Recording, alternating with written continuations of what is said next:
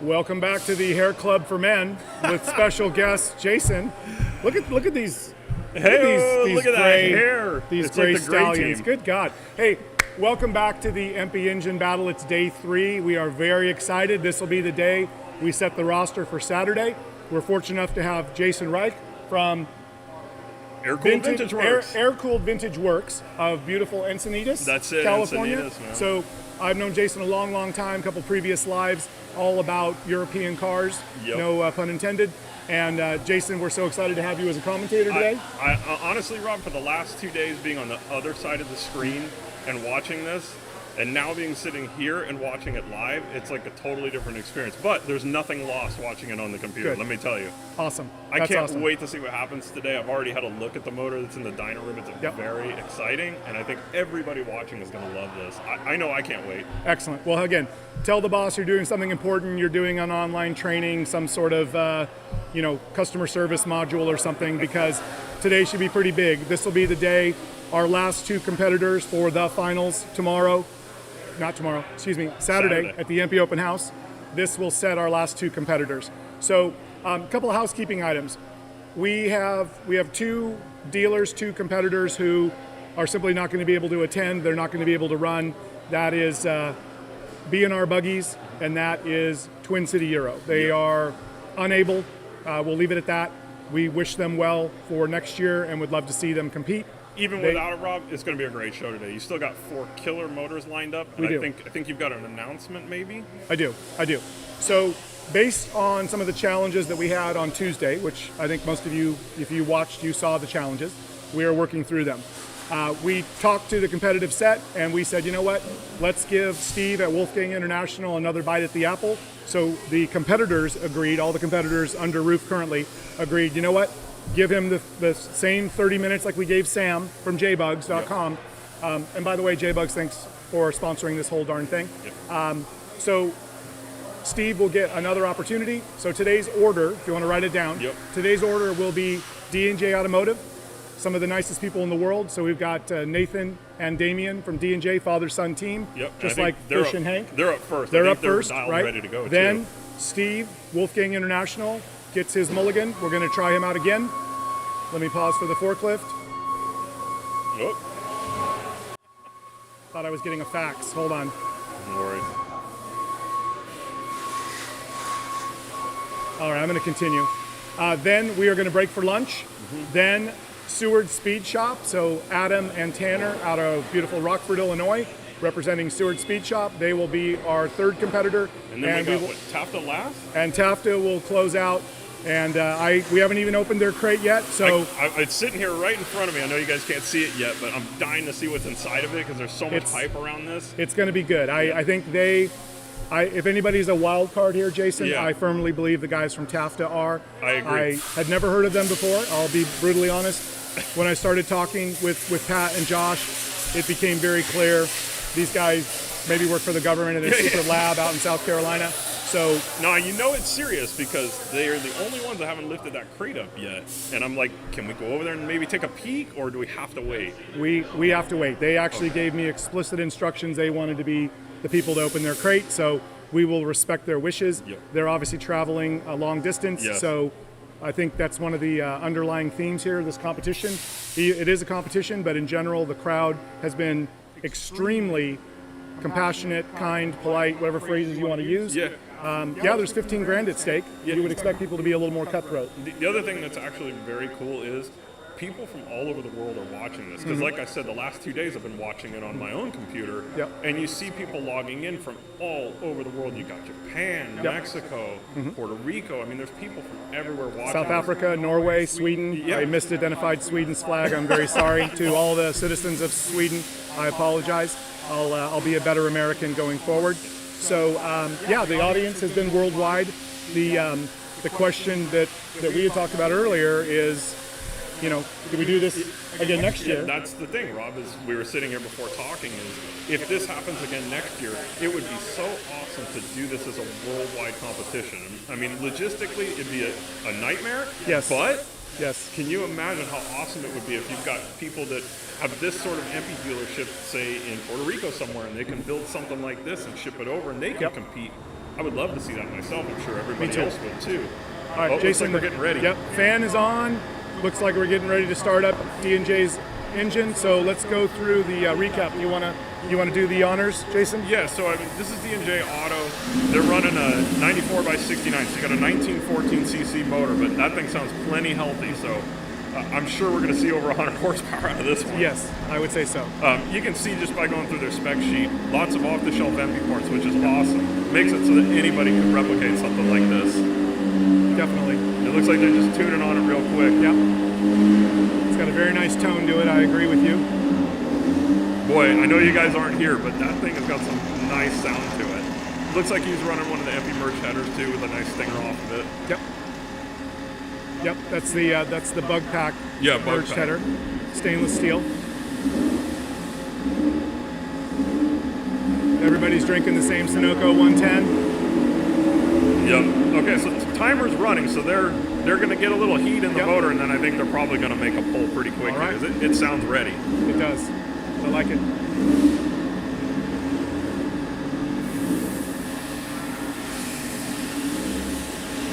You can hear the fans are on. They're ready. Yep. And Damien mentioned to me that the rotating assembly of this engine is going to be all EMPI, so con rods, pistons, and cylinders, flywheel. He's got an alternator in there. He's got cleveite bearings, Yep. Shattuck oil system. Got our 36 horse shroud and fan. So One thing I really like seeing, I was talking to you about this earlier, is all the competitors are running EMPI EPC carburetors, so either 48 or 51. This one doesn't specify, but I'm guessing it's probably a 48. The cool thing is it's a stocking EMPI part number. Oh, here we go. off the shelf, that was one of the goals here. There's obviously a lot of ways, there's a lot of ways to build an engine. Yep. What we intended was to say, take the off-the-shelf parts, make them your own. If you want to modify, you want to personalize, you want to customize, you have the right to do that. But your base starts with off-the-shelf parts. And it's great because, again, it makes it so that pretty much anybody who wanted to build a performance motor like this, or go to a shop and have one built, you know that it can do something like this. Yep, most definitely. I know from watching yesterday, once that thing starts cranking, you can see the whole camera shakes, the room shakes. Oh, yeah. I'm getting ready for that, but Yeah, the sound live this pressure. time. Yep, exactly.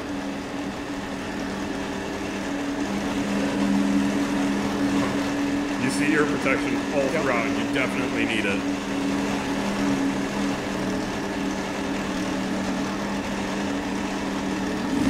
You guys at home, make sure you jump in the live feed. Here we go. All right, here goes our first pull.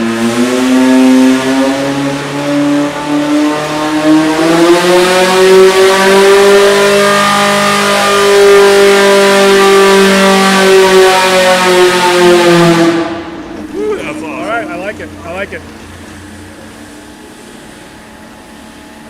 So also, one thing I was going to say, if they're not taking another run, is yesterday I noticed a few people that were commenting or saying how come it's not doing a typical, 500 all the way up to 6,000 RPM rev as a pull. And the thing is, this dyno doesn't really operate that way. The way that you would do this is you're going to get it up to a certain RPM and drop the load on it. Yep. And you're going to see how it takes that. And then you can balance the dyno against the motor, and that'll give you your figures.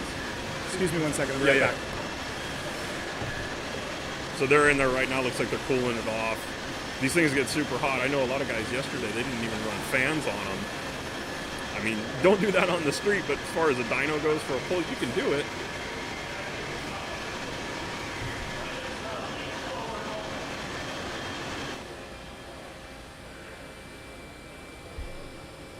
Anyway, I was saying, you guys, if you're out there on the YouTube feed, you can jump in and comment, and we're going to be reading those and getting back to you guys at the same time. So, kind of interactive. It's definitely worth doing.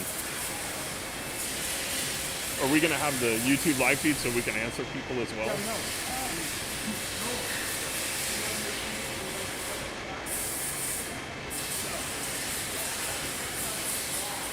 If you guys are on there now commenting, they're going to load it up for us, so we'll be able to check it out. But yeah, I don't know if you guys heard, but 1914 cc motor, pretty much everything here EMPI off the shelf. Pretty healthy motor. I know you're not here to hear it, but it sounds very healthy. I'm looking forward to seeing these numbers. That was the first poll. I think they'll probably go for the second one pretty quick here. Yeah, you would think so.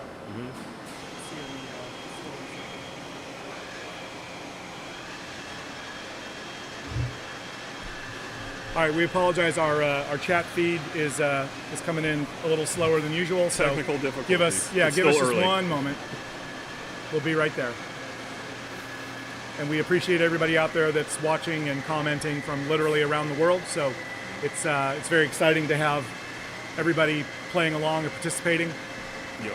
I was saying while you were over there checking on things that a lot of guys yesterday were running, without cooling, without the alternator hooked Yep. up, and the reason that people do that for things like this is you get rid of that parasitic drag that sometimes you get running a fan. Definitely not something you want to do for the street, but No. for a dyno pull, it's okay. This is a controlled environment, so you're not sitting here driving on the street that way. Right. But it does tend to free up some horsepower, so it's one of those tricks. It's like, why not take the free horsepower when you can? We'll see if it makes much of a difference. All right, so Rodney, thank you. Good luck to all competing today. That's the spirit of the engine battle for sure. It's from the North Pole. From the Rob. North Pole, I wish we could ask Santa for a private jet so we could have an international competition and just fly motors from all over. Yeah. But that'll Christmas will come later this year. So, I want to know when summer starts up there. Is good it still question. snowing? Good question. I do not know that one. Yeah. All right, so we got the first pull down. Looks like we've got some, I'm guessing some jet changes coming. Yep, that's what it's looking like. Mexicali, Baja. Thank you, Manny. Hope you're doing well out there. Something else, Rob, I was going to ask. So I noticed that people were asking, is it highest horsepower that wins? And if you look at the specs on this, it's actually the displacement divided by the horsepower. Sorry, horsepower divided by the displacement. That's it, yes. That gives you your point standing. So Yes. if you're strategizing in this competition, it's not just build the biggest box that you can. Right. You need to figure out where the sweet spot is between displacement and how much power you can put out. So one thing I noticed yesterday was Wright Gearbox's motor. He definitely thought this through. He built a nice, solid 2-liter that revved definitely very high and made Yep. good horsepower. He played it smart. The other one that impressed me was on Tuesday, the 1641, Right, that- putting out, that's a huge horsepower Yeah. for 1641. Right. I bet there's a lot of Class 11 guys that were jealous of that one. I'm sure they are. Well, they've got a hard spec to meet, so that's a little bit different setup. But Yep. yeah, John used his Porsche knowledge and all of his Volkswagen knowledge, Yeah. which is extensive. Yeah. So, Jason, remind the audience, how long have you been in the Volkswagen hobby? Man, I can't remember a time I wasn't. That's Oh, the problem. geez, okay. No, I'm just kidding. It's kind of funny. So when I was just starting college, I wanted a car to get around in when I was Right. going to SDSU. And so just on a whim, I bought a 65 Bug that somebody had already customized. They bondoed the fenders to the body for me. Oh, nice. Indonesia Hey, that's in the cool. house. Very cool. But it was a good learning experience, learning how to work on the car. And actually, we just launched our own line of ABW Street Performance motors. Yes. I'm sure you've seen them on our site. There's a Anybody few that's EMPI parts watching, on them, right? It's quite a few. All right, good news. But cool story, if we got a second, is when I was in college, I met a guy named Frank Trout, who kind of a San Diego VW legend. He had a shop there that I used to hang out at every day after school for years. Cool. And learned a lot from Frank. And fast forward, 20 some odd, 30 years, I'm going to age myself now, but I was actually lucky enough to bring Frank on board, and Frank is our engine builder. Oh, geez, that's And awesome. it's actually quite an honor for me to be able to bring somebody on that inspired me so much as a young person getting involved in Volkswagen. To have him as part of what we're doing, it's huge. So I hope Frank's watching, but hey, Frank, Oh, thanks, that's man. awesome. That's awesome. So you grew up in San Diego then, I right? did. You're a native. Yes. All right. Well, clearly a beautiful town. Let's talk a little bit. Looks like maybe we're getting ready to go again, but we Yeah, it looks we're like going they're getting again. ready. All right, here we'll hold on for a minute. So let's see what happens next.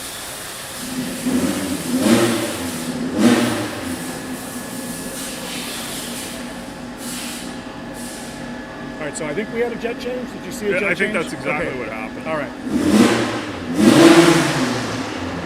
God, I think All right, sounds good. We've got Michael from South Australia. So, Michael, thanks for tuning in.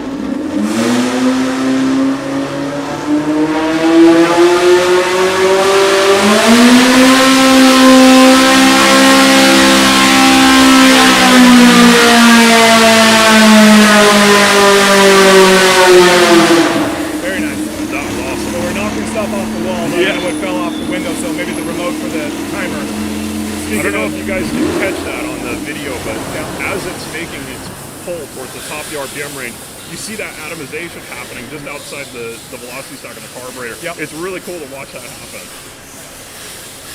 So we're about 10 minutes into D&J's 30 minutes of dyno time. Yeah, so that's 2 pulls. Everybody gets 3. 3 pulls total in the 30 minutes. So I would imagine if they like those numbers, Yep. they may actually fatten it up a little bit more. Sure. Yeah.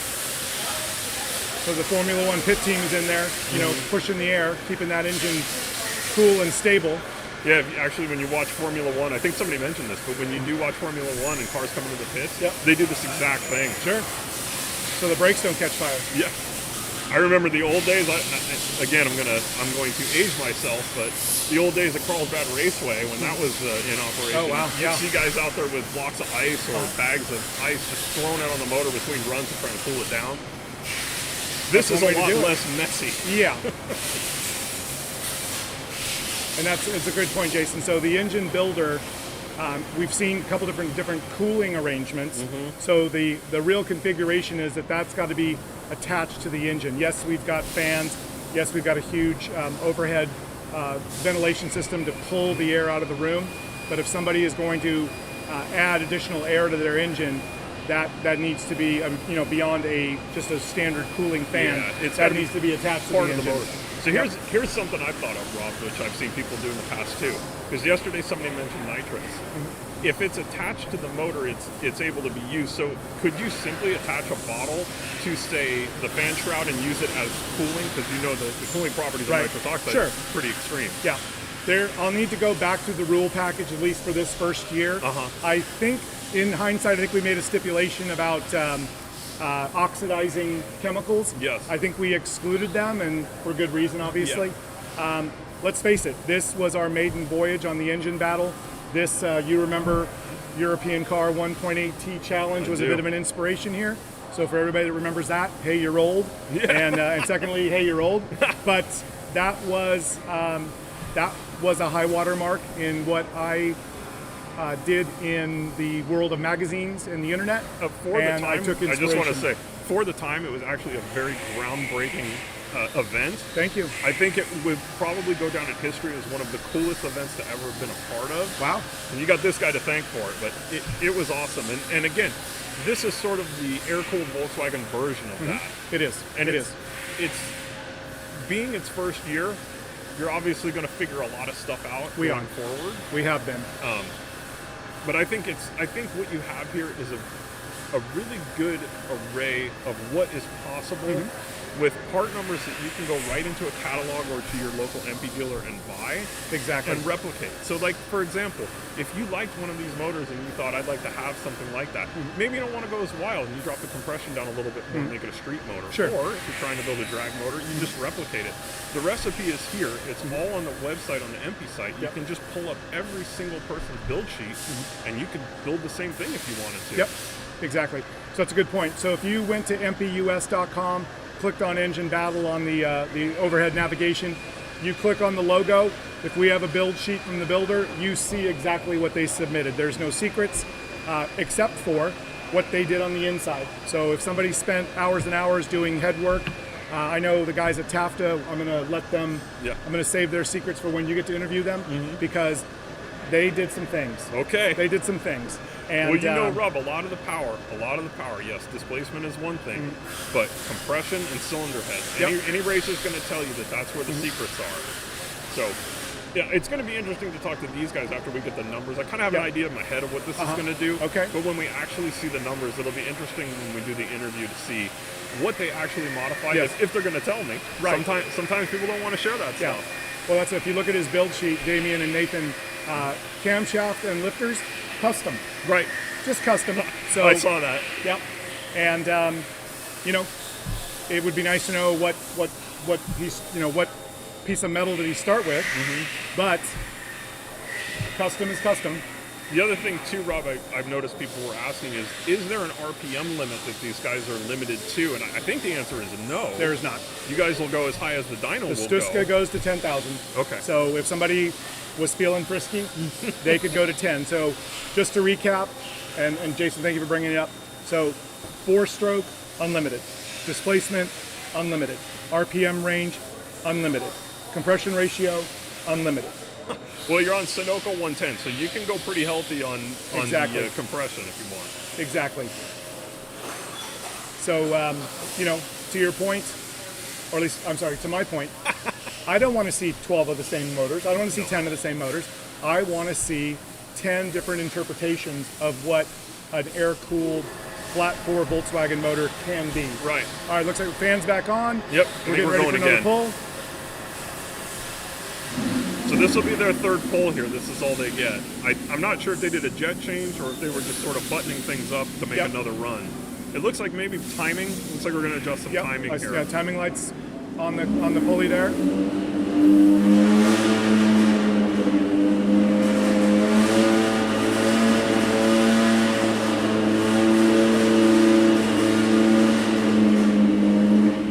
Looks to me like they're putting a little bit more in it. Yep. Sounds a little fatter to me, but you know, I'm not a. Something I'm else not an that we were engine talking whisperer. about too, which is really cool, is every single one of these motors is running, as far as I've seen, an EMPI ignition kit, Yep. which is a one-part number off-the-shelf package. Gives you your distributor, your plug wires, your coil, and your distributor mount. So Don't forget your wire looms. and yeah, and it's your all industrial strings. All right. Jason, if you'd like the part number, I can give it to you. Trust me, Rob, I got it. You know it? Okay. How long you been an MP dealer? Going on 5 years. 5 years. Very nice. Here we go.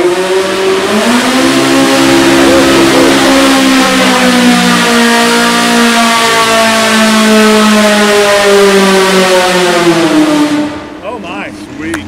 That was a good one. That sounded strong like bull, I believe would be the phrase I would use. Nice work, guys. I would love to see the numbers. I'm not going to make any guesses, Yep. but that sounded strong as heck. No, totally. So they still got 12 minutes on the clock, but they Yep. used their three. If they runs, used so I their think they're 3, done. which that first pull, I'm assuming that was a pull. So yeah, we should have 3. He's not cooling it down. So There I you go. think they're Okay, finished. so that's their 3. They're done. Quick. I was going to say, Rob, just something you and I were talking about beforehand is there's 100 different ways to build a motor, and you just have to decide, are you trying to build one that's going to go up or out? And what Yeah. I mean by that is, how much horsepower do you want to make going up, or do you want to make your rev range Yep. going out? And a lot of these guys have approached it differently.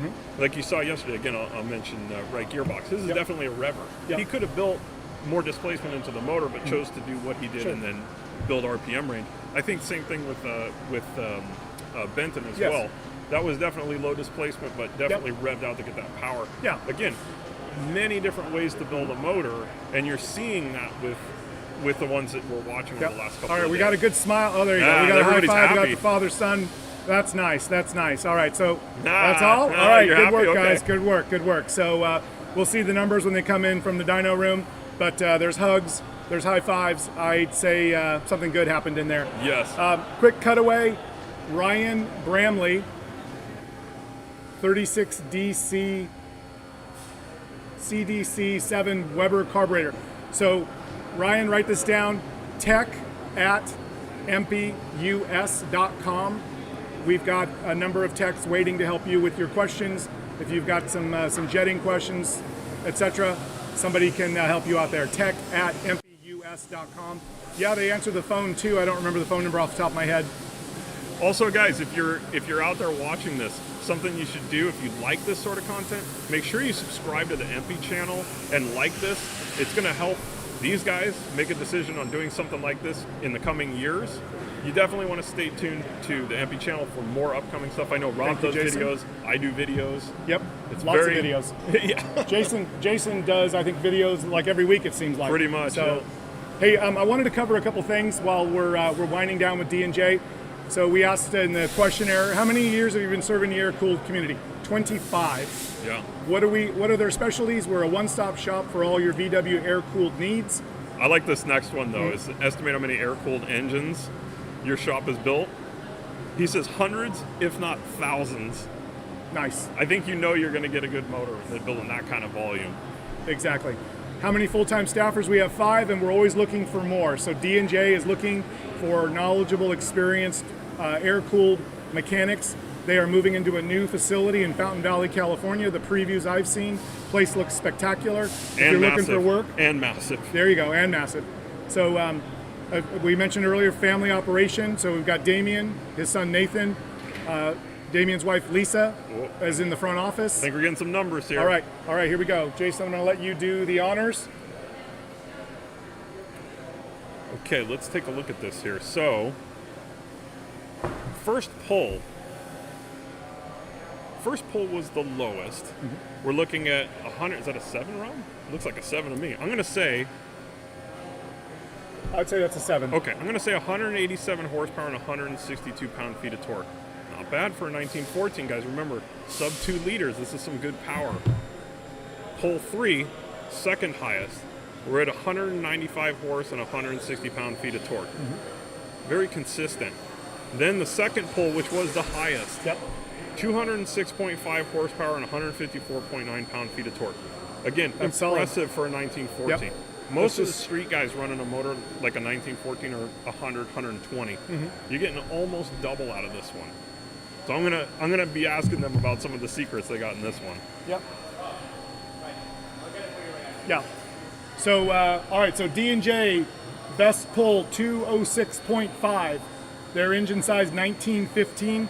That puts them at a .107 as their score. They're the first one on. They're just kind of laying down the marker. We'll see what happens next.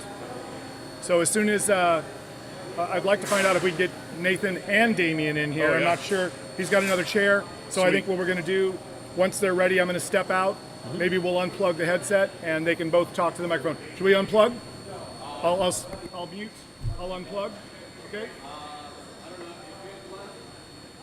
Will we be able to hear both of them? Yeah, just talk to the microphone. Okay. So. They'll be able to hear me, so it's okay. All right. So I'm going to step out. Yep. They're going to step in. I'll be back. I'll be here.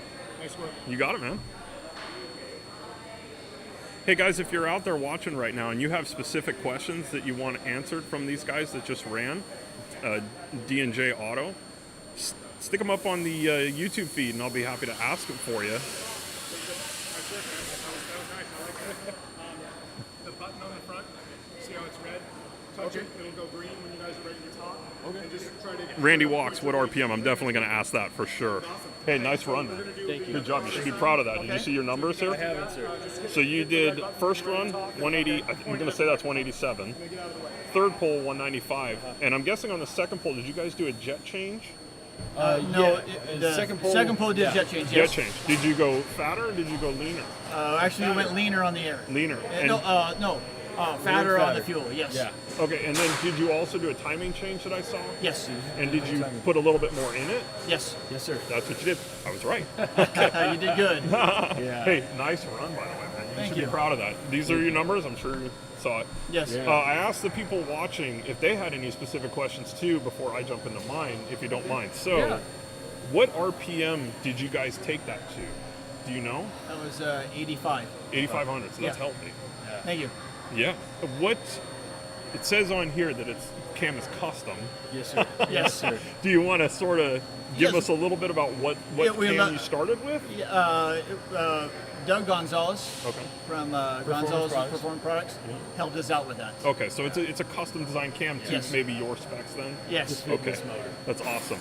I think people like to sort of use components that maybe they could customize to do something like this, and that's definitely one of the things. Something else Rob and I were talking about was compression. Do you have an idea where your compression is set on this motor? Around 13, I We believe. were 13.6 total. Yeah. And when you guys were building it, I'm sure this wasn't the first run. You guys have actually tested this before. Yes. Has it been on a dyno before, and were the numbers pretty close to what you're seeing here? A little on the short side, yes. Okay. But yeah, we already had it on the dyno, and it's a little short from what we're seeing right now. Okay. Are you happy with this? Because I would be. We're very happy with Our it. goal was to hit over 200. Oh, you With did a it. 19. Yeah. You definitely crushed it, man. You guys did it. I mean, I was telling Rob before, most guys that are running around in like a street 1914 are getting about 100 or 120 horsepower. To see almost double that is pretty impressive. Thank We you. appreciate that. See, you guys built sort of what I would do, which is err on the side of lower displacement, but build something that's going to rev to make the number. And I think that's how you win this competition. So it was very smart the way you guys built your motor, in my opinion. Well, thank you. Again, when they asked us to do it, we were a little hesitant. One, we're in the process of moving the shop. I saw that, by the way. Well, thank you. That is a huge undertaking, but an awesome shop. Oh, thank you. It's almost there.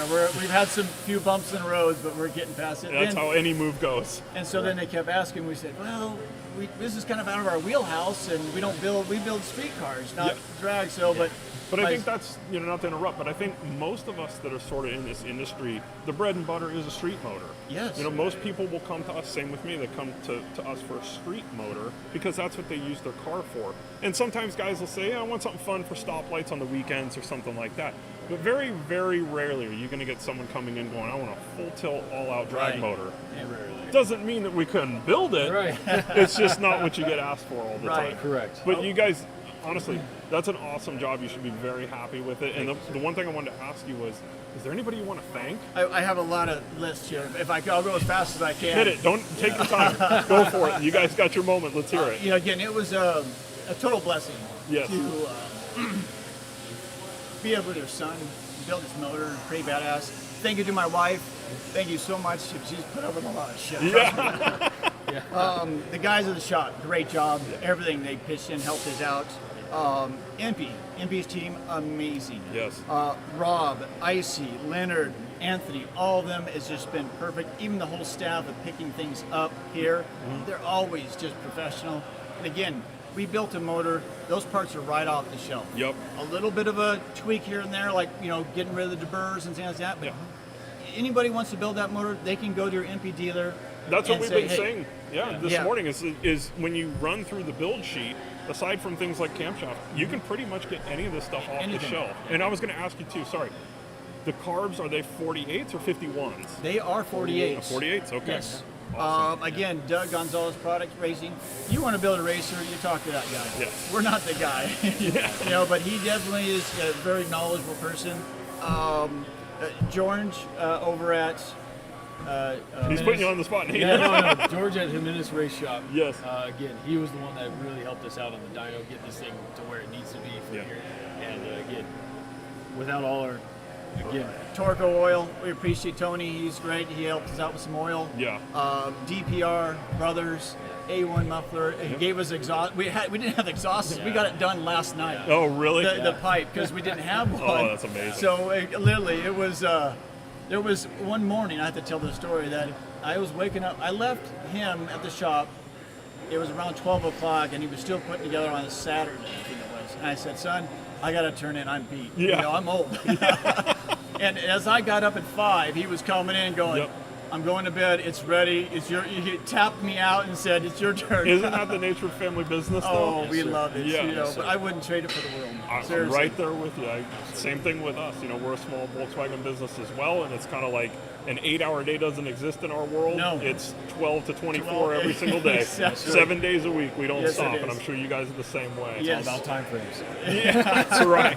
Now But you guys, the motor sounded awesome. Thank When you. it first fired up, I said to Rob, I said, that thing's healthy. It's going to put down a good number. You just could tell that it was going to, and I think you should be really happy with that. We are. And proud of what you turned out. Thank you. And I'm glad you guys were here as part of the competition. Thank you so much. Thank you. Thanks, man. Pleasure. Thank you so Thank much. you. Congratulations, All you right. guys. Hey, everybody.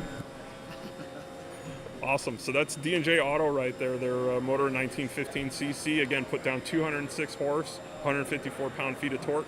Pretty impressive. And I'm not sure, are we going to take a break as they start to load up the next motor? This is where you vamp and say things and people watch. Let's go back to the feed. I think I hit all of your questions. If there is anything else, I might be able to answer it off the spec sheet.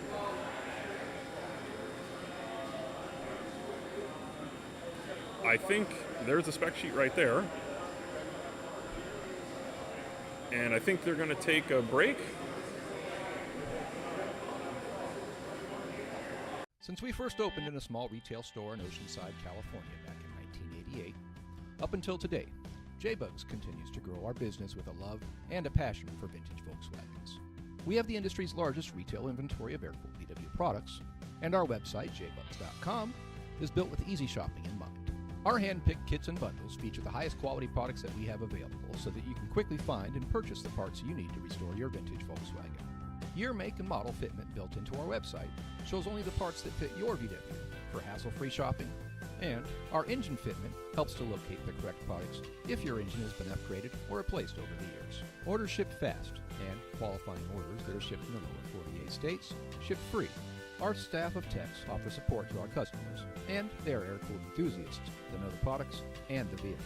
Additionally, our free YouTube channel has over 300 videos with series on building engines, replacing floor pans, start-to-finish restorations, and we add to the library of free videos monthly. With Jbugs, you can quickly and easily get the parts that your vintage Volkswagen needs. Staying hydrated here. It's important to stay hydrated when you're having an engine battle. Give me 1 second.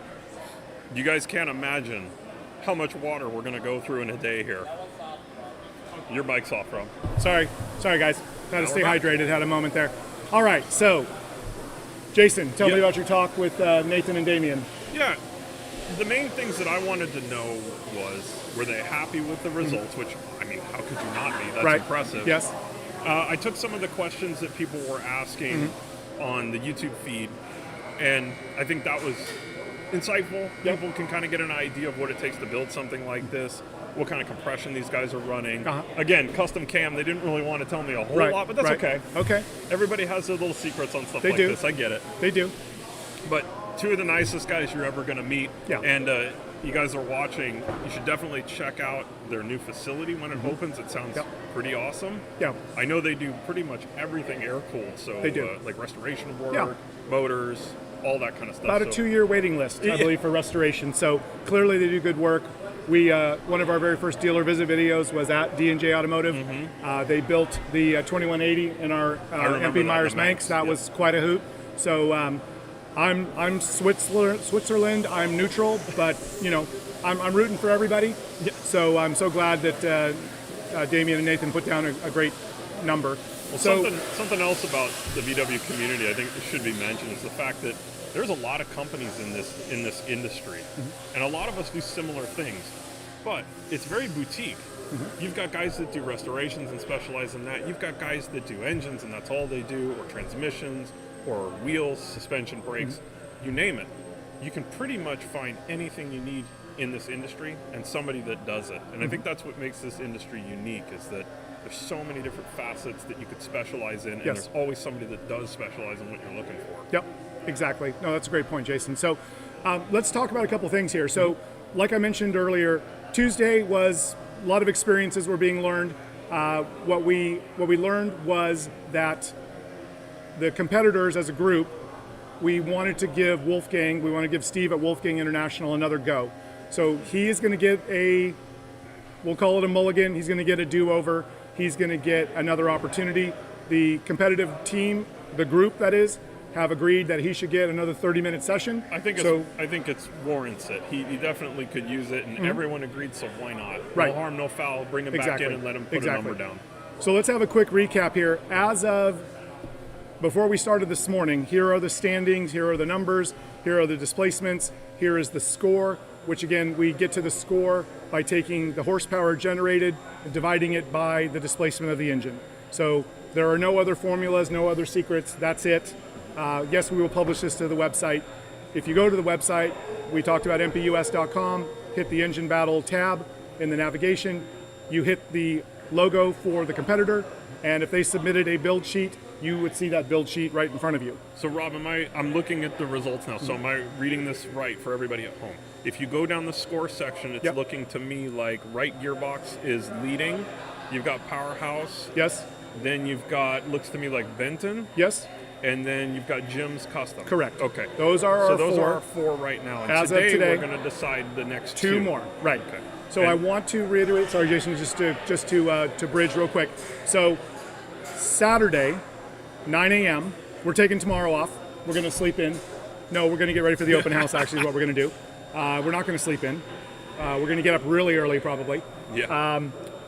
We are going to start fresh Saturday morning, 9 a.m. We will have 6 engines, 6 competitors. The blackboard is completely erased. What they put up during the week gone. It's wiped out. Zero, you got nothing. So you are going to start from scratch. We will, yes, live stream every second of that on Saturday. Again, Autolinea, thank you so much for sponsoring our live stream. Jbugs.com, thank you for sponsoring this whole crazy show. So we appreciate your support, not just of the air-cooled community, not just as an EMPI dealer, but because you got to throw a party, somebody's got to help you pay for it. So Jbugs.com, thank you. You also got to mention too, they're all using the same fuel. They They can't are. bring their own fuel. They're using No. Sunoco 110 lead at every They single are. motor Yes, here. yes. So that's a good way to level the playing field. Also, I want to mention, I don't know if people have seen this on the live stream in the dyno room, but it looks like they're about to put Wolfgang's motor back on. The size of the sump underneath that thing is massive. You could Oh put my. that under a small block Chevy and no one would look twice. Hey, oiling, cooling, that's another great point. The cooling system, the oil system, completely wide open. I know that I'm not going to spoil any surprises, but a couple people have talked about a semi-dry sump. Yep. So there's a lot of different ways to skin that cat.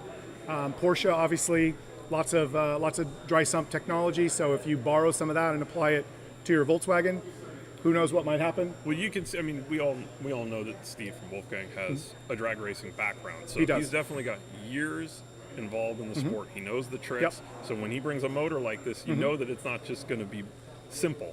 No. There's a lot of stuff going on. I'm sure they're going to get some shots of it later, but for you guys at home, you just have to take my word for it. It's pretty impressive. Thank you, Jason. Appreciate that. All right, we're going to pause. Looks like we're taking a break, guys. If, like many people, you believe that passion ends, perhaps you've never really fallen in love. Our passion has no timeline, no expiration date. It has intensity, dedication, and loyalty.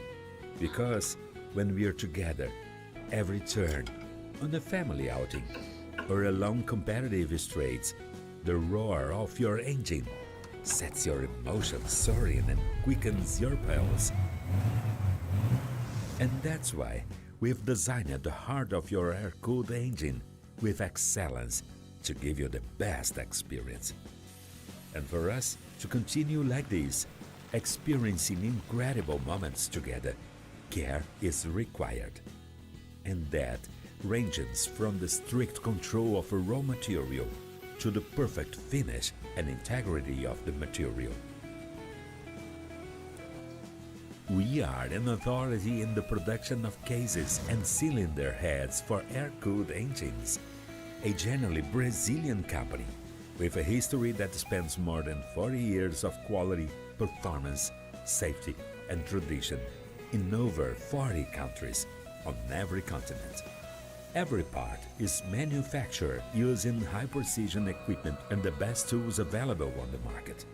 We are committed to your safety and uphold quality assurance as a duty. We developed the different versions to meet all your needs and standards. Everything is essentially thought out, designed, and executed so that our passion never slows down.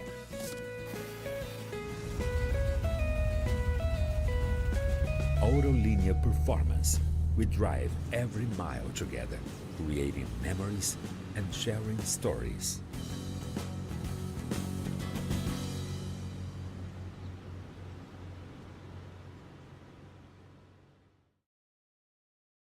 You have to fight to pull ahead, to find your edge, to do whatever it takes to make you 1/10 of a second faster, smarter, more committed than the other guy, because you've got the kind of passion that can overcome the impossible. And we've got the most powerful performance race fuel available to help you do it. Sunoco Race Fuels. Take the lead.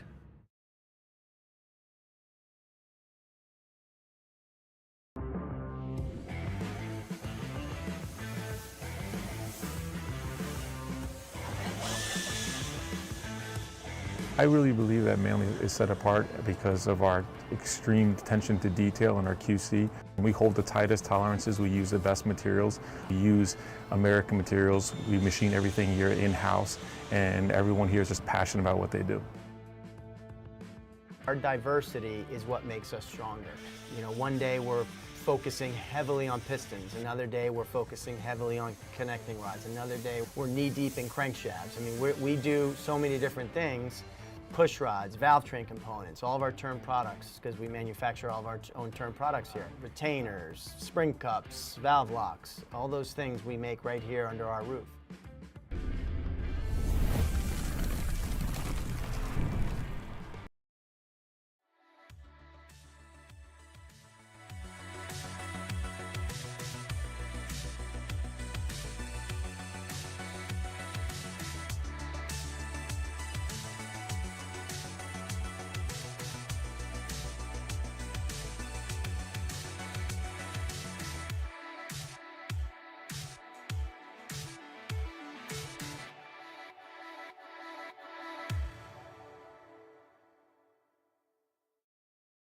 This is our basically Chip Foo's custom wheels, 6.5 wide with specially made GTV caps. All right, check out one of the features on our car here. This is our number 1 of 50 GTV gauges. Good idea to monitor what's going on with your motor. This is our GTV deck lid that we're putting on our Bug. This one is 1 of 1. There were 50 produced. If you got 1 of the 50, congratulations. This is our 1915 130 horsepower built by Jack Sacchetti. Close, 130 horsepower on our dyno.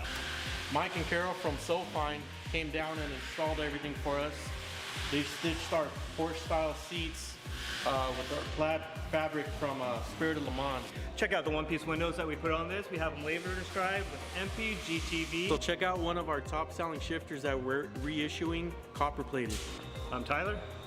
And I'm Larry. And I'm Victor. And this is our 2023 SEMA build.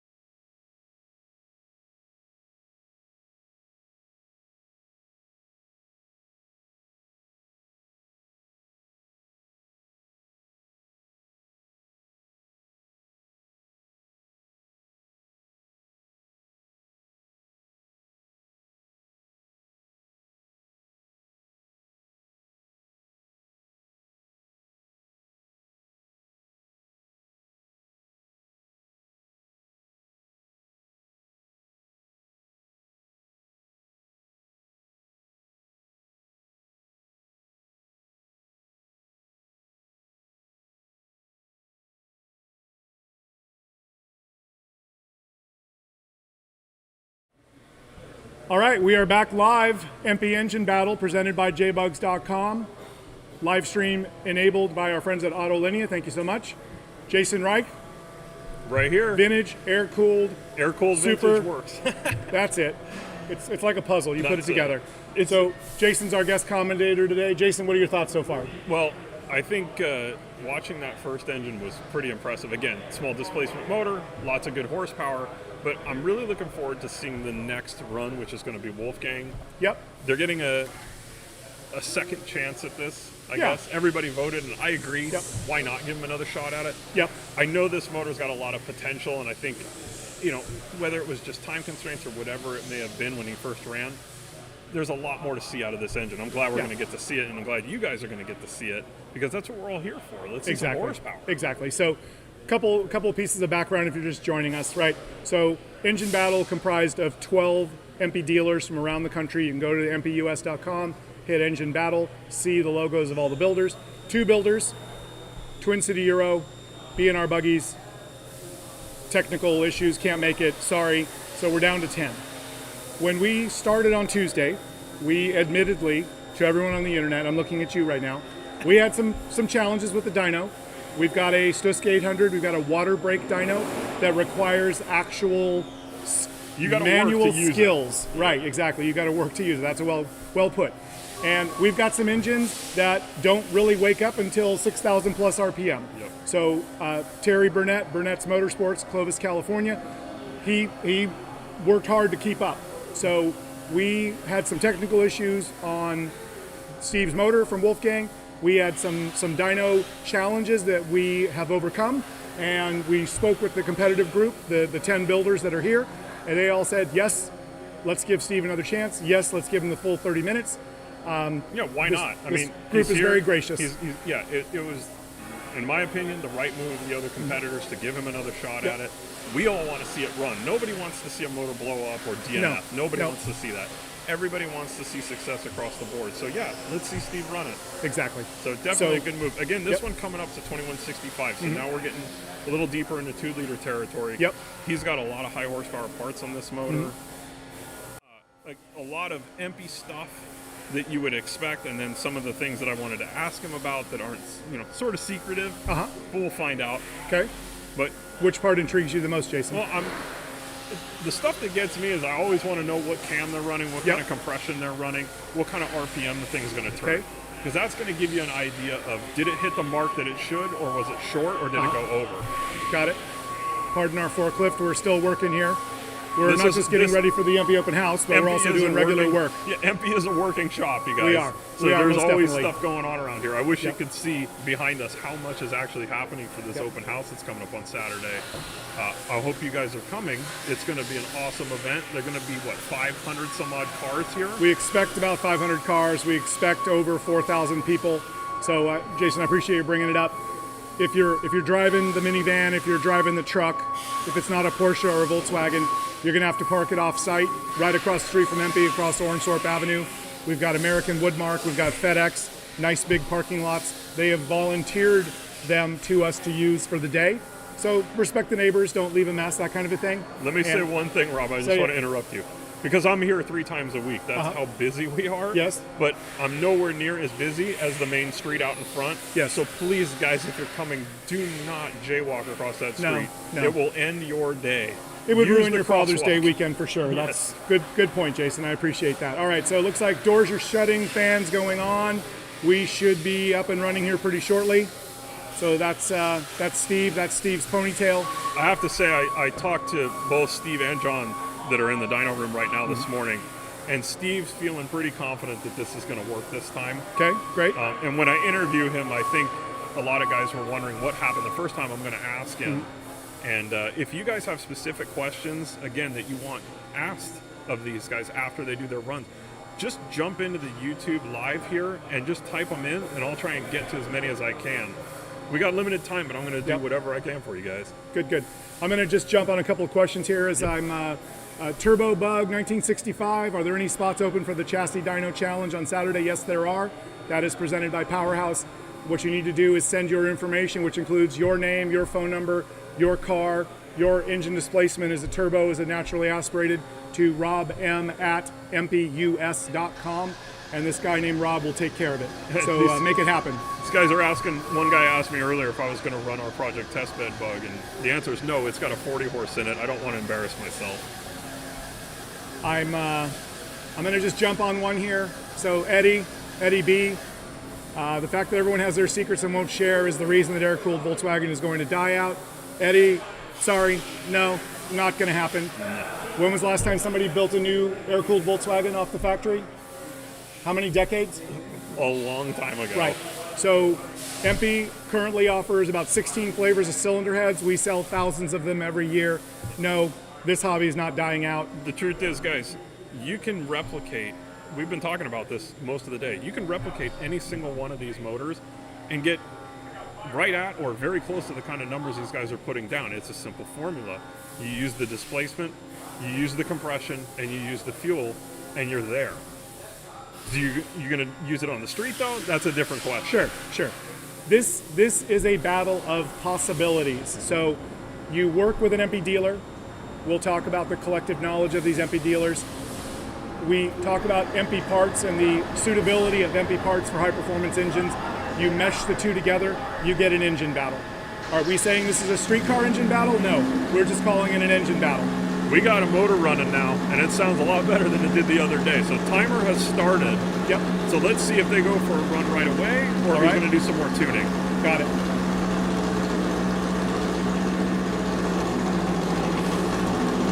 And it looks like they're just trying to get some heat in it. Yep. Jason, take a Randy W4 LKS. Fuel vapors coming out of the stacks. You addressed that earlier about atomization. Could you go a little deeper into that? What you're seeing is typically you're getting atomization that's happening because of so much velocity going through that. You're getting that spray out the top. It's literally just atomization happening in front of your eyes. So that's not a bad thing. No, it just means that things are working properly. Typically, guys will run taller velocity stacks to try and control that. Yep. We got Jonathan from Kenya. I think that's our first Kenyan visitor viewer. So, Jonathan, thank you for joining us. We do appreciate it very much. And another guy here is asking if there's motorcycle parking. I'm going to go out on a limb and say probably across the street. It is. I don't think Volkswagen made a motorcycle unless you're not talking that about we've seen yet. I mean, there could be a Volkswagen trike. So Jeffrey Fink, if you're rolling a Volkswagen-powered trike, then yes. If you are bringing your Hayabusa or your, your Norton, you need to park it across the street. Another guy wants to know if the ponytail comes off. I don't think that's happening. No, that's not part of the contest. No. That is definitely decades of hair farming, and it's not going anywhere. No, definitely. Wow. Eddie B, you're a downer. I'm sorry, man. The hobby will die out. Yeah, electric cars are going to take everybody over, right? Yep. There you go. Brad, you're now my spokesperson. You can practically build a brand new Volkswagen thanks to all the aftermarket keeping it alive. Yes, and thank you. He's actually onto something. If you pay attention to what's going on, not just in small circles, but as a collective, you've got sheet metal out there that you can build almost an entirely new Beetle from, or bus, right? You've got drivetrain, motor, transmission, brakes, almost every single thing you need to construct a brand new car. And I just want to say, if you want to know if the scene is growing, look at the hot rod industry. That scene exploded as soon as 32 Ford bodies came out. Exactly. The Volkswagen scene, I think, is geared up for another explosion. And there's more to come. I'm going to tell you, I can't tell secrets, but there's lots more happening in the background.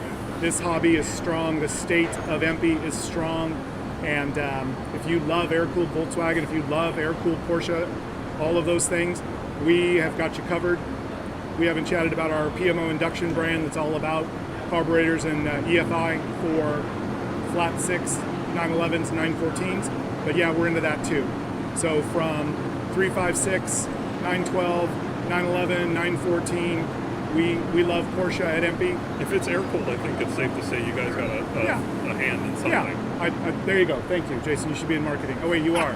You are. That's right. Oh, that's so. Ultimately, This hobby is strong. I just want to point something out. You see two competitors shaking hands and wishing each other luck. Yeah.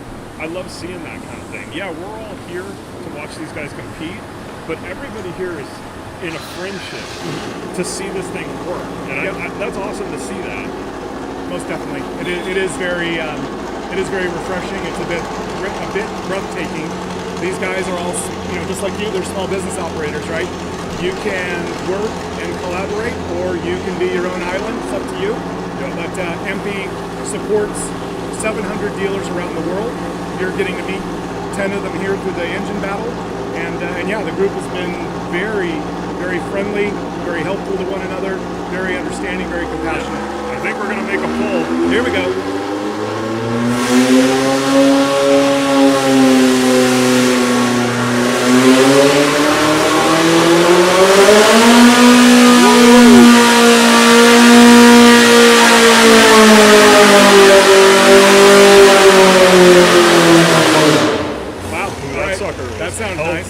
Yep, and you could hear Terry balancing the water brake up against that engine. He gets to a certain RPM, and then you feel it. You can feel it here equalize, and then he starts to pull. Yep. All right, so John's doing some hand signals in there to see what that means.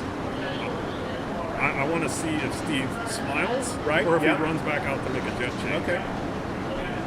Should be interesting. But I think we can all agree, big difference over the first time he ran. Yeah. Aviator says, we'd love to see a Type 4 battle. So, Aviator, hope you're tuned in on our Type 4 cylinder heads that we launched recently under our Super V brand, part of the EMPI family. So we've got Stock Plus, and we have 2 versions of performance heads coming out soon. So we love Type 4 as well.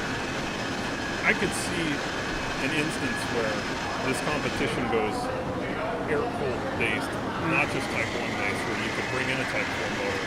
Because if you're not limiting displacement, some of these guys are already starting at 2 liters of displacement in Type 4. Yeah, no doubt. You could build a monster from one of those. You could build a monster from any of this stuff, as we're seeing. Heck yeah. No, the possibilities are wide. So, first off, your feedback is truly appreciated. Even if it is a little bit cloudy about the state of the air-cooled community, we look for your opinions. Particularly the ones that are, relatively well thought out.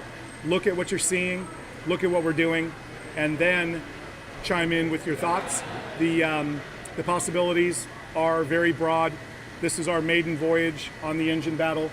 We clearly got a good response from our dealer base, and we got a great response from the public. So where do we go next year? Well, I mean, this is it. I mean, to everybody that's watching and typing in here, I mean, we can't read all of them because, guys, there's hundreds of them up here, but it's exciting. There's people watching this. Just in the last 2 days, I've talked to several people myself who've called, and whether they're ordering a part or whatever, they mention that they're watching this and how cool it is. It's cool. I mean, this is happening in real time. Yep. You're able to watch this and be a part of it, even if you can't be here. But you should be here Saturday because Saturday is the finals, and that's, this is great, but this is just the tee-up. Saturday is going to be incredible. I do want to add, Jason, so EMPI Open House, it's got open right in the name. The engine battle area will be cordoned off, so you will not be able to sit here and watch it, but that's what your phone is for, that's what YouTube is for, that's what social media is for. What's social media? Well, it's this wacky thing that lets you reach a lot of people. So you will be able to see every minute of dyno action on the channels you're watching now, whatever you like the best. You'll be able to tour, you'll be able to be right next to the engine battle, but sorry, no loitering, we will ask you to move along. But if you've never had a tour of EMPI, you definitely need to see it. It's incredible. I think so much cool stuff here. And I mean, you get to work here, so you get to see it every day. I do. But a lot of these guys coming to the open house, they probably have no idea what it's like. So guys, if you're thinking about it, do it. Yep, we're making cylinder heads every day of the week here. We've got, I think it's 11 CNC machines. Oh, you can see this pile behind us. This is well, that could be a signal, yes. So, the cylinder head porting, the dual port, that's our kind of our go-to, and then we have all the different flavors of performance of dual port. We've got some other things in the works that I can't tell you about right now, but should be interesting to a certain group of people. Then we talked about PMO carburetors, PMO EFI. All of that machining happens in-house. Those are locally sourced castings. We assemble them here in-house just like we build cylinder heads. All right, fans going on. We're going to do another pull. Run again. Yep. Did he do a jet change? Or? I didn't really see a jet change. So we're just over 21 minutes. So Steve's almost consumed a third of his time. There we go. There we go.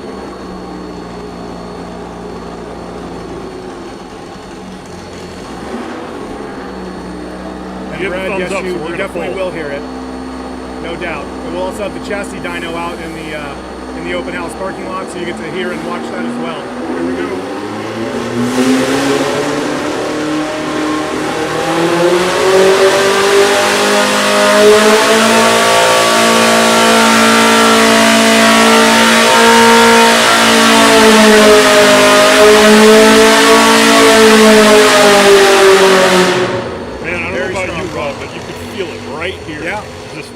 Gets you in the chest. Yeah, the sound waves, the resonance, it's definitely palpable from here, and we're still, what, 30 feet away from the dyno? Behind closed doors. Yeah. I can't see if Steve's smiling, but John is. John's having a giggle, so that's good. I don't know if Steve's much of a smiler. No, I think he's got a good poker face. I'm curious to see if they make any changes. Mm-hmm. I know they always go in with the heat probe just to see what kind of temps they're running on this thing and see if oil's reacting the way they're expecting it to. Mm-hmm. But I'm just curious if he's going to make any adjustments. Well, Larry's there helping to keep the engine cool. So another run appears to be in the book. Let's see what's going on. So he's got less than 20 minutes left, about 19 minutes. He's got one run left. Just a quick question I was going to address. Any chance the new vans will be available online for Canadians? I'm sorry, they will not. So that is that's a limited run, a pop-up, whatever you want to call it. You got to be here to get it, man. You got to be here to get it. So there'll be 150 pairs here at the open house. Lineup starts at 9 a.m. Please be nice, just like the Engine Battle competitors. They're battling for 15 grand. Oh, look at that. There they are. Poof. Hey guys, I already got mine. So, we collaborated with Vans. To me, it made perfect sense. Vans is Southern California, EMPI Southern California. We got them to do a very high level of customization. Our graphic lead artist, Ray Herrera, came up with the design. He integrated the, sorry about that. You could also see it in the actual sole. We printed the little car in the sole, got the tire tread around the outsole, quality, speed, innovation on the toe cap. So, I think they turned out great. Oh, they're awesome. I mean, I have a pair. I'm not bragging, but I do have a pair, and I'm torn. I don't know if I want to leave them in the box and look at them or wear them. I mean, they're cool. I'll probably wear them. Well, I went more with art. I hung my pair of shoes on the wall, and the custom EMPI box, which there is a custom EMPI box we didn't show you there, but we got a custom EMPI box for the shoes, and that's on my bookshelf, so I get to look at that. And we're toying with the idea of making that an annual thing. We'll see what's going on. But I know Ray Herrera's got a ton of other ideas, and Vans, they like them so much they kept 2 pairs for themselves. So Steve Van Dorn said, yeah, these are pretty cool. I'll keep 2 pair. Yeah. I just want to point this out. So Pro Light Flipper, I think. Competition aside, it's great to see everyone come together and share our passion for VWs and learn from everyone's experience. That's exactly right. It's the biggest thing, I think, from this competition. It doesn't matter who wins. It's interesting to get everybody's take on years of experience building engines, putting something together like this. It's very rare these days that you get this kind of intelligence in a room together that can talk about and sort of share their experience with people. And you guys are getting to watch it in real time, which is awesome. Yeah, let's face it, there's a lot of collaboration here, regardless of how much kind of marketing talk I throw on top of it. These guys are helping each other, working with each other, being kind to each other. This is not a cutthroat, go to hell kind of an audience. Yeah. These are a bunch of dudes that respect each other's experience. Steve says he's done 4,000 air-cooled engines since his shop opened, and he's been running the shop Wolfgang International since 1994. Yeah, it's funny. You know, I got into Volkswagens in the mid-90s. I think a lot of my generation did as well. And I remember buying a set of Safaris from Steve in like 97 or something like that. Yep. They actually still exist on the bus that I put them on, which is geez. hilarious. So. That's cool. Yeah. So here's a dude that's been doing this. Okay, so the clock's running down. We got about 16 minutes left. So stay tuned. He's going to run another. He's going to do another pull. I think what he's trying to do is cool it down a little bit, Sure. and then take his last run. Okay, It makes doesn't sense. look like he's going to make any changes. Okay. It's okay. I mean, may not need it. Yep. So That he's happy tells with me the he's settings. happy with what he's gonna got. He's gonna run it out. He's gonna let Terry take it out to maybe a higher RPM, possibly. Yeah, it's possible. I'm Okay. definitely going to ask him about that. We asked competitors, "What's your favorite movie or TV show?" And Steve was one of the few that answered the question. Number one, so thank you, Steve. Number two, his favorite movie, Braveheart. So if we see him in a kilt on Saturday, we'll know what he's channeling. But again, there's a dude who's been doing this for 30 years. Estimates he's built 4,000 air-cooled motors. Started when he was 15 years old, and he was impressed by the architecture, the design of the flat 4 air-cooled engine. So I don't know what else you need. If you're looking for inspiration, there's a dude right there that ran with it. Since he was 15, he's been living and breathing it. I Yep. think a lot of us are kind of in that same boat. Once No, you get involved, I think you're kind of in it, you Yep. know? It seems like it. You know, in the time I've been doing this as a hobby, so let's say I was about 17, 18 years old, you would think having a couple of cars would be normal, but, you know, I've had over 100 air-cooled Volkswagens. Oh, wow. I didn't know that. Yeah. I have 12 of them right now. It's like you can't you can't ever get out from under it. There's just so many cars. You have your own But car carrier, or how do you store 12 cars? I have a lot of friends with open garage spaces. Oh, wow. Okay. All my friends, their garages are full of pinball machines. So I guess we gotta. Our friends need to meet. That's what needs to happen. So. But the cool part is that no two are exactly alike. That's something I like That's about true. it too. Yep. You're never going to see. I think AJ said yesterday about them being jelly beans. Like everyone's a little bit different. It's totally the way to explain it too. Yep. I mean, stance, wheels, tires, paint, bodywork. Yep. Obviously, you're talking about engine, brake, suspension, It's interior funny too, work. As time goes by, you see the trends start to happen. You know, obviously, lowered cars are always cool, in my opinion at least.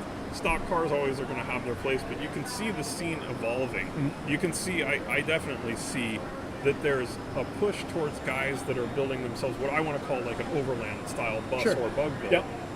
And I really noticed it when I built our high wheeler bug. I don't know Which was what, like a couple years ago? Yeah, it was about 2 years ago. Yeah. It was original paint yellow, late model standard, lifted a little bit with 30-inch off-road tires, and I think like the response to that car was something I didn't expect. A lot of guys are taking a look at that and going, "Oh, it's kind of like a Class 11 car, but it's also kind of like a show car." It's a good-looking build for sure. Right, thanks. And I'm seeing now that sort of thing happening in the bus world. You're seeing a lot of guys with buses putting off-road tires on it, building camper interiors, bigger motor, so that you can venture off and go places that you probably couldn't do in a standard bus or bug.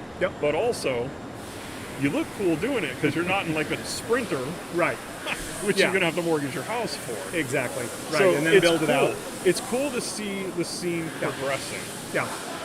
And I think that's my perspective might be different than our average internet viewer, but the state of the Volkswagen business is strong, and there are so many parts available, so many specialists, like you touched on earlier, that sure, it takes some dollars. It takes more than it used to 5 or 6 or 10 years ago. But the reality is if you have a vision of a build, you can find somebody that can execute it. Yeah. I mean, we can get you Chip Foose's phone number, and he can build whatever you want. You just need, a giant wallet. Can I get his number? Of course, I'll get you his number. But let me just say one thing, shameless plug, but going along the lines of what you were talking about, you can build anything you want these days. The proof of that is if you guys follow AVW, that's us, Why on don't you? Instagram, which you should. Right. That's What's the a lot handle? of what Let's we tell do. them the handle real quick. It's basically every social media outlet you can think of. We're at Air Cooled Vintage Works. You can Air-cooled find us Vintage Works. everywhere. All right. But a lot of what we do is building project cars, and I do that specifically to show people our customer base, which mainly is people that are at home building their cars themselves. Yep. That you can take some of the parts that we sell and some of the things that we offer, and you can build a car the way you want it to any sort of level that you choose, and do whatever you want with it. Like our high wheeler boat. Like the bay window Westie we're building right now. Looking forward to that one. Yeah, it's going to be a cool one. EMPI's on board with that one too. You know it. Which is rad. But you can pretty much do anything these days, including taking an engine kit like the one that we offer or several of these other guys offer, and with a decent knowledge of how things go together, you can build your own engine. Sure. It's not like it used to be where you would get parts and you have to remachine everything or go to a specialist. You don't have to do that anymore. A lot of guys like us have taken the guesswork out of it for you, and we'll send you a kit that you put together yourself with a lot of EMPI parts in it that come right out of the box and you put it right in the motor.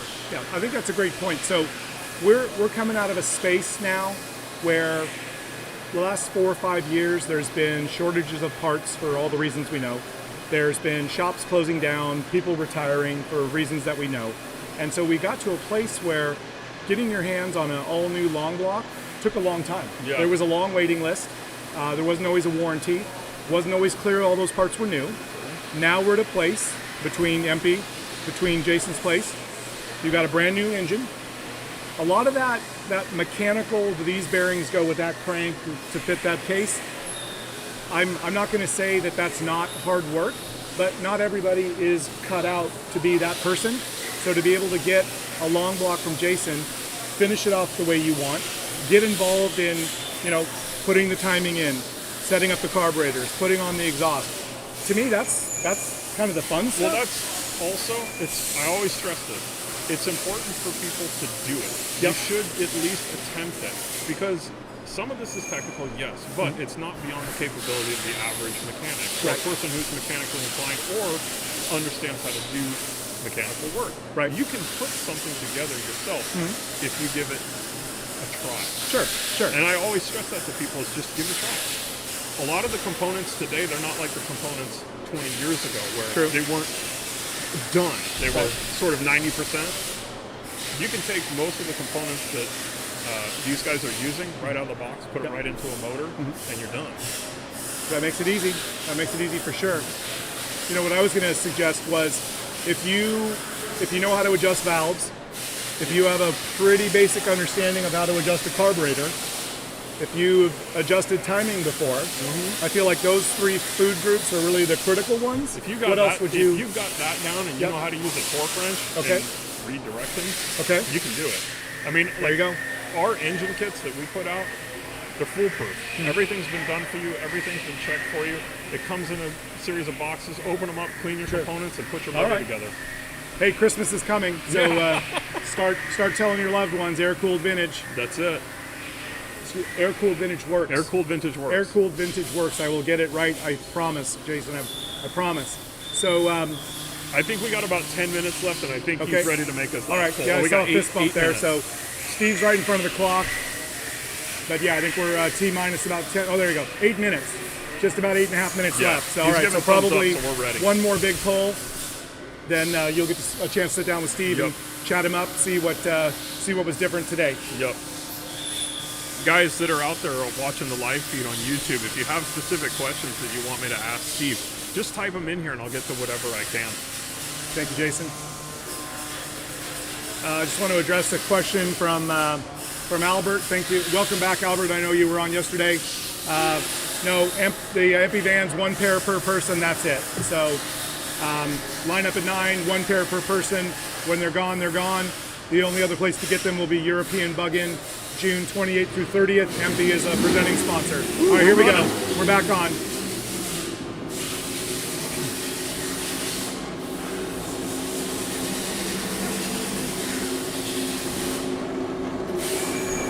Hey guys, if you're out there, what kind of number you think it's going to put down?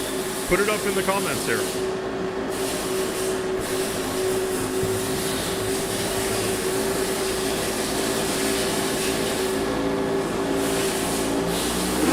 Just over 7 minutes. 7 minutes. 7 minutes left. Here we go.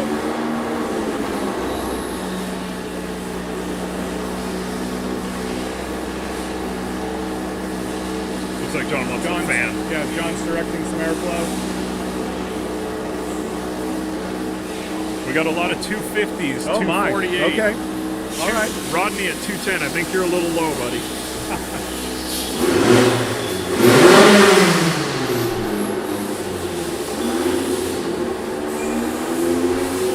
225 at 180, that's a very specific test.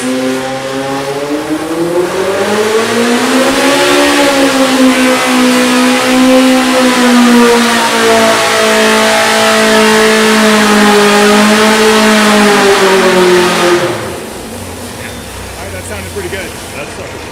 Yeah. That's got a nice RPM range too. So that's his third run. He's done. Yep. He's smiling, man. Okay. John's smiling too. So, I mean, are we going to see another 300? I don't know. I got my idea in my head, but I'm going to wait. I want to see these numbers.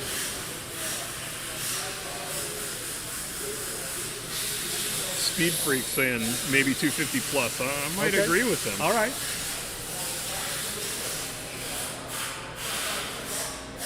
All right, so this is the part where we let it cool off a little bit. Looks like Steve's going to put his fan belt back on. Yeah, I've seen people asking about the fan, and again, parasitic drag when you're running that fan. So what these guys do is they're taking every advantage they can. So they're going to take that belt off and not run the fan. Right. Pick up a couple horsepower. Sure. It does make a difference in a competition like Most this. definitely. I can't remember Steve says which that's one. it. He's given us a signal. Yeah. That's it. Just over 5 minutes left. He's done. So in about 25 minutes, he got 3 good pulls. He looks happy. Yeah, that's good news. Those were solid. For anybody that was watching on Tuesday, I think you would agree this was a huge difference.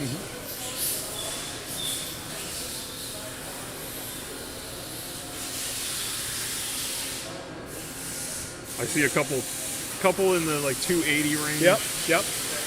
We're going to find out pretty shortly. So we'll get the numbers, and then Steve will join Jason, and they'll talk about how this went and his thoughts and all of that. So while we have a minute, I'm just going to say thank you again to our sponsors.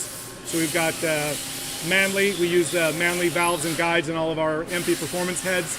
Our friends at Mahle, their pistons and cylinders are a big hit for us. Autolinea we've talked about. Lots of these cylinder head castings are sourced from Autolinea in Brazil.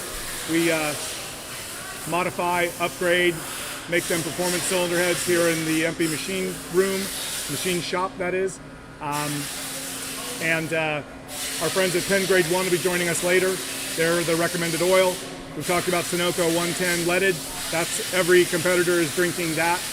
Wasp starters, every engine that you're seeing is started by a Wasp high performance starter. How about the comeback kid there, Jbugs?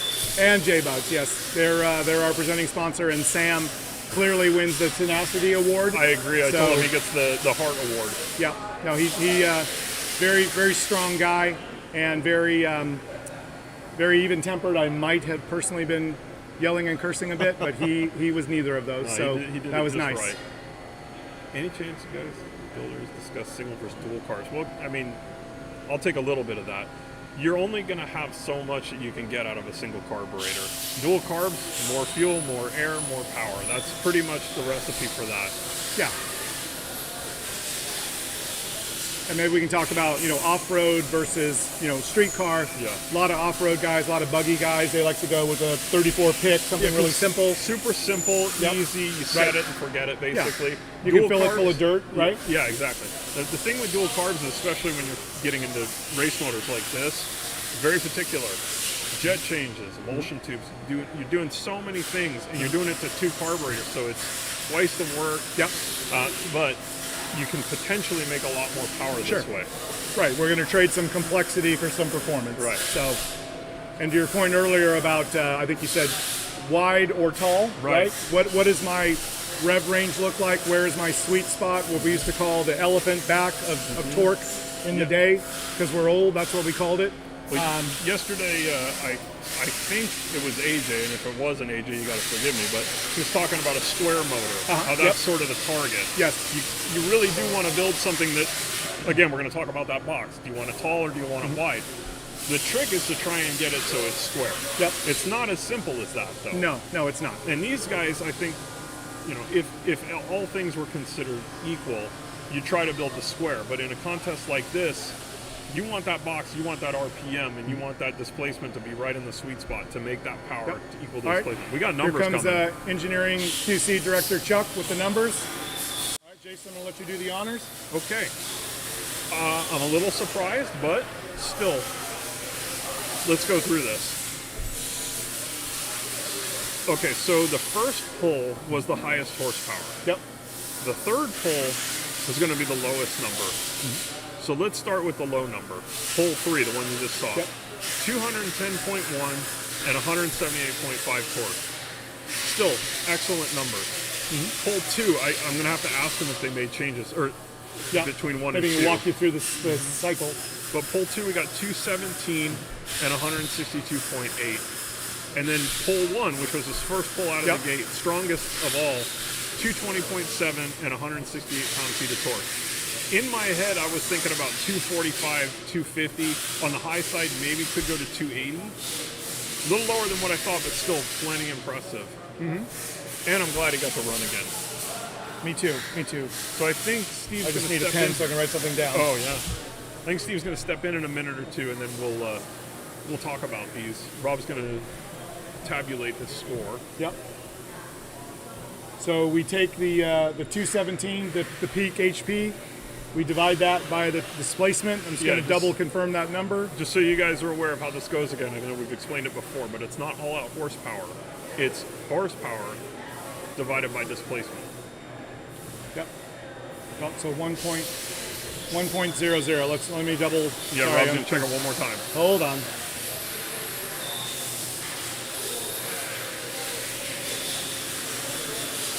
Yep, 1.00. We take it out to the fourth decimal, 0.2. Okay. So that's basically 100 horsepower per liter virtually. So, I mean, if you're talking horsepower per liter, he's right there with the Benton motor. Yep, exactly. And I'm going to guess that was what he was trying to do. Because that's a good strategy. Yeah, you can't go wrong with that. All right, so I'm going to step out. Rob's going to step out. They're going to bring in Steve. Guys, again, if you got questions, get them on the YouTube feed right now. And I'm going to ask him a few of my own, and I'll get to some of yours. Perfect. I'm going to get a little water, though. No, I'm good, Rob. I got one.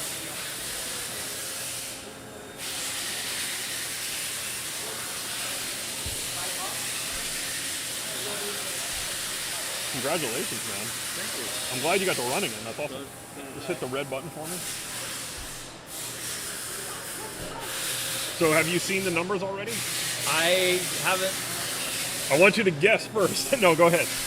I'm guessing somewhere around 220. Okay. You're right on it.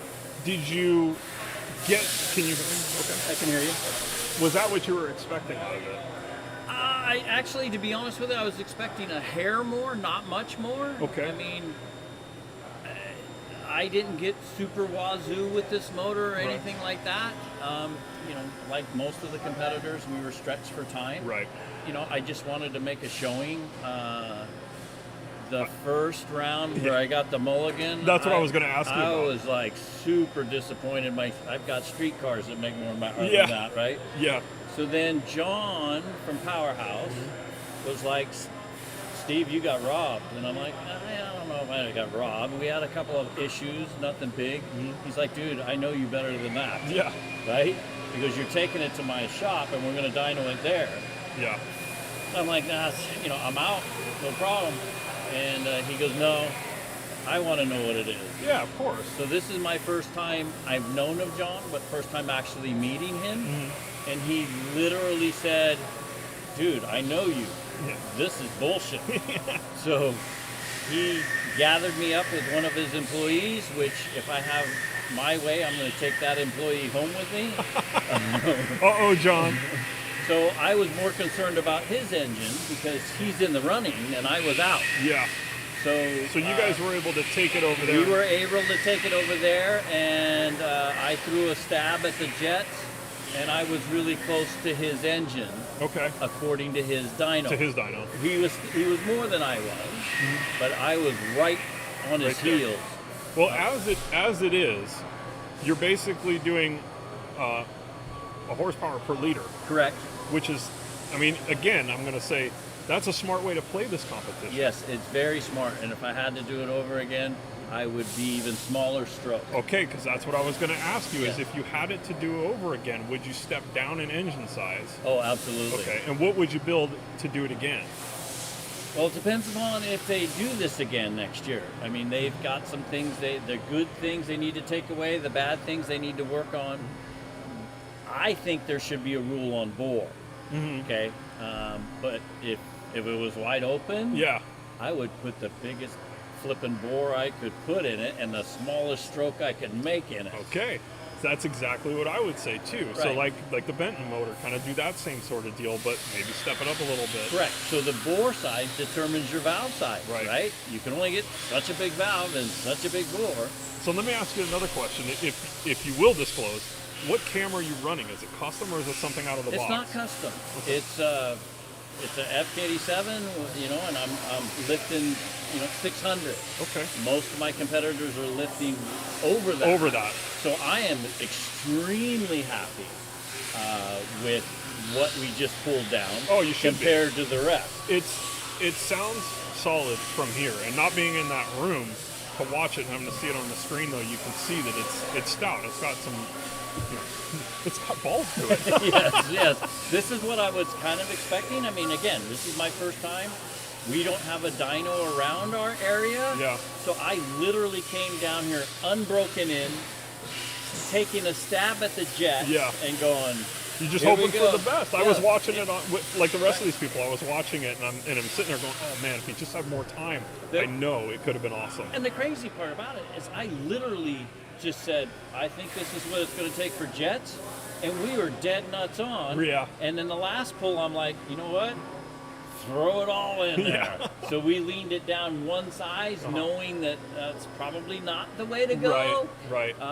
But judging from, so your first pull was your strongest Yes. by far. You didn't drop off much until you did a jet change on pull 3, is that right? Correct. Did you change timing at all, or you kept None. it the same? Okay. None. And as far as cylinder heads go, which cylinder head did you start with? I started with EMPI's L7. Okay, so that's a CNC head. It is. And to be honest with you, we went in and kind of cleaned some stuff up. Other But than just a that, fluff I and buff, did basically? nothing. I didn't put in titanium valves. I did change the springs, but it's off the box. That head is if you're gonna go drag racing. And you're not going to go balls out if you're in an index class or a bracket class. Right. Man, that's a good head off the shelf. Yeah, out of Just the take box. the spring off, upgrade your spring a little bit. But other than that, if you don't get too carried away with the cam, that is a cheap, good head. Yeah, exactly. You're not spending thousands and Yes, thousands correct. of dollars on work And trust me, I afterwards. know No, I know. on my dragster how much Yeah. thousands Yes. cost on big engines. That's the thing we've talked about here is a lot of power is compression and cylinder head. It is. And those are the two things that are going to cost you the most money. To be able to get that kind of performance out of basically an out-of-the-box cylinder head is pretty impressive. I'm super impressed with it. Let me ask you real quick. So are you running 48 EPCs or are you running 51? I'm running 48. Okay. I mean, again, I kind of wanted to say, all right, I'm not going to swing for the fence here. Right. Let's see what we can do with this. Let's build off of this. Mm-hmm. And if they have this thing next year, we're going to take what we learned. Yes. Right? And then you're go going to from change there. up your strategy. Correct. And again, John, I know of him, but this is my first time meeting him. He and all the rest of the competitors, he really did me a solid and let me play at his shop. Yeah. I'm not going to say he gave me tuning advice, but But you know what, Steve? You'd probably do the same thing if this was up in your neck of the woods. I actually told him his motor had an issue, okay? And I said, look, if your motor's hurt, take your tin off of your motor, put it on my motor, and you can have it. Yeah. And he was like, wow. Wow. Okay. Well, let me ask you a question. So, I think these are great numbers, but you built the motor. What do you think? I think they're pretty good. Did they surprise me? No. I kind of thought this is where I would be. Again, I just threw my hat in the ring, nothing, right? I did not get carried away like, some people, which this is what it's about, get carried away, Yeah, right? exactly. I did not. I just want to say one thing, too, for guys watching. Steve also writes a column in Hobby W's every month. Yes, called AirTech. You guys should read it if you have not. It's very informative. I've been reading it for years. I'm happy to say that it's cool to meet Steve in person. This is the first time I met him, but I've actually been a customer of his over the years, and there's a lot of knowledge right here, guys. If you have questions, you can be sure to put them up there. Yeah. But I just want to give you the chance. Is there anybody you want to thank, or is there anything you want to say while you're here? Get a little closer to that mic. The big thing, again, after the first day, they were having problems on the dyno. Everybody knows it. John put up a number that was unrealistic. Even he knows it. And my number was the exact opposite, right? We were way, way down. And I am gracious enough for him to take a liking to me and say, here's my, basically insist, here's my shop, it's open to you, do your thing, you know. So we've developed a very good relationship. The other competitors, some of them I know, some of them I don't know, and again, incredible people. The camaraderie here is insane. Yeah, I mean, anybody would give anything to their competitor. I've done competitions throughout my life in other facets of industry, but I haven't seen a group like this before. This is a really good group, and I'm glad that that we're here doing this. I just want to ask one question, Steve, sure. Not to cut you off, but would you disclose the compression that motor makes? Absolutely. We were down. Okay. We were 12.8. Okay. That's reasonable. It's reasonable, but I was it's not expecting wazoo. something more like 13, 14, so. Correct. So with the dyno, if you were on the track with 14 to 1, 110 ain't going to cut. No, it won't. You're like 116. But here, I mean, for this short period of time, okay, you could get away with it. One thing I'm going to say here to everybody, I'm probably going to get in trouble.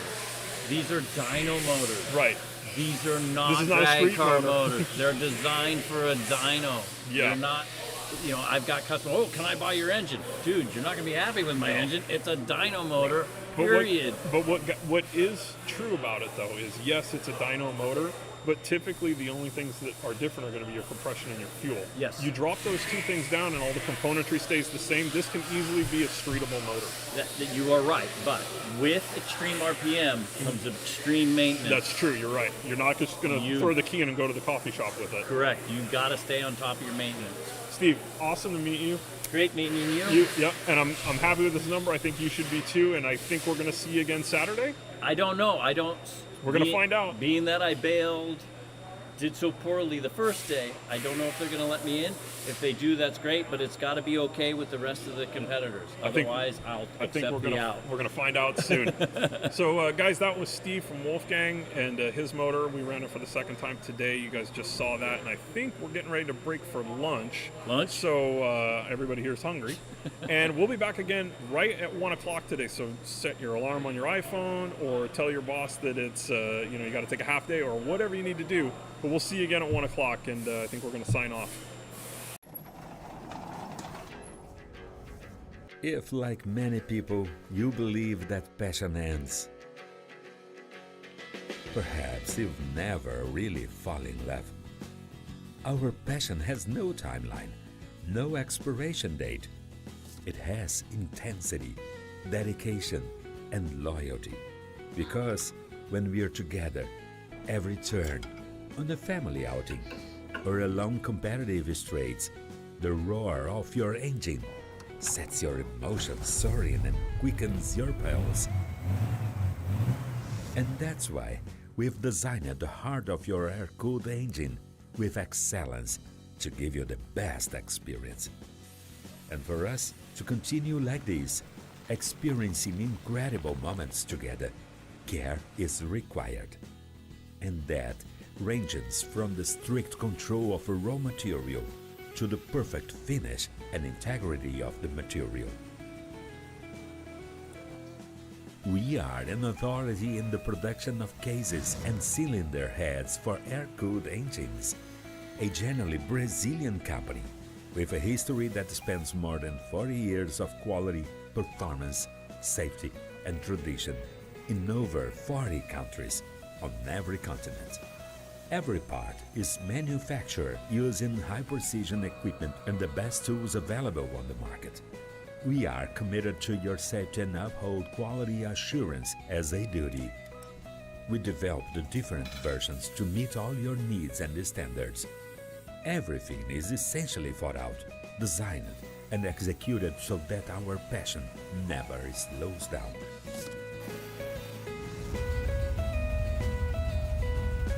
Autolinea Performance. We drive every mile together. creating memories and sharing stories.